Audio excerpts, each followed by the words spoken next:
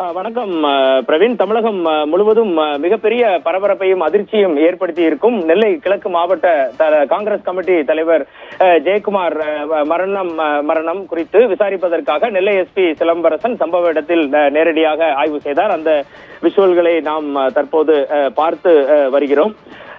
நாம் ஏற்கனவே தெரிவித்தபடி ஒரு மரக்கட்டையில் ஒரு மர சட்டத்தில் தான் அவரது உடல் எரிந்த நிலையில் கண்டுபிடிக்கப்பட்டது. ஒரு கால் எரிந்திருக்கிறது, 2 கால்கள் கயிற்றால் கட்டப்பட்டிருக்கிறது. அருகேயே அவருடைய ஆதார் கார்டு, பேன் கார்டு, மற்றபடியான விவரங்கள் எல்லாம் அருகேயே இருக்கிறது. இது குறித்து ஆய்வு செய்து வருகிறார். இந்த ஆய்வினை முடித்துவிட்டு நம்மிடம் மேற்கொண்ட தகவல்களை தெரிவிப்பதாக நெல்லை மாவட்ட எஸ்பி சிலம்பரசன் நம்மிடம் தெரிவித்தார். இதனிடையே அவரது உடல் அங்கிருந்து ஆம்புலன்ஸ் மூலம் திருநெல்வேலி மருத்துவக் கல்லூரி மருத்துவமனைக்கு பிரேத பரிசோதனைக்காக கொண்டு வரப்பட்டு கொண்டிருக்கிறது.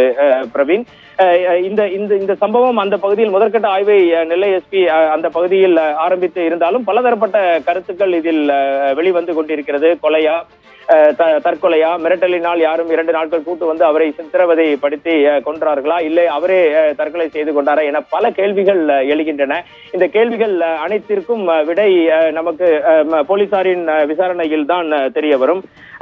இது தவிர இறந்த KPK செல்வராஜின் குடும்பம் பாரம்பரியமான காங்கிரஸ் குடும்பம் என்றாலும் கூட அதிமுகவின் தமிழ்நாடு வழக்கறிஞர் அணி செயலாளர் இன்பதுரை KPK ஜெயக்குமாரின் மிக நெருங்கிய உறவினர் ஆவார்.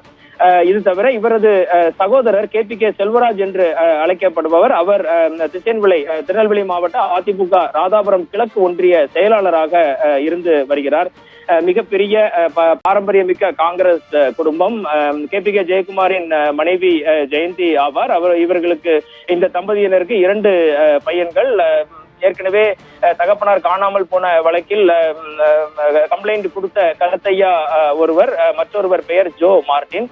இவரது மகள் கேத்ரின், அவர் கல்யாணமாகி செட்டில் ஆகி இருக்கிறார்.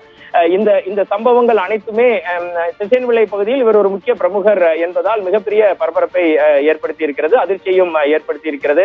அனைத்து தரப்பினருமே இந்த கொலை எப்படி நடந்தது, தற்கொலையா கொலையா, இந்த விவரங்கள் அனைத்தையும் உடனடியாக காவல்துறை வெளியிட வேண்டும் என கோரி வருகின்றனர்.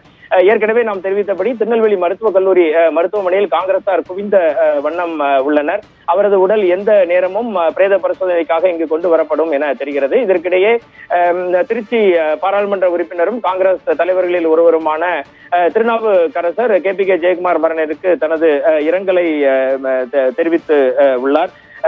இவரது உடல் தற்போது திருநெல்வேலி மருத்துவக் கல்லூரி மருத்துவமனைக்கு கொண்டு வந்த பிறகுதான் மேற்கொண்டு ஃபார்மாலிட்டிஸ் என்ன என்பது நமக்கு தெரிய வரும். பிரவீன்.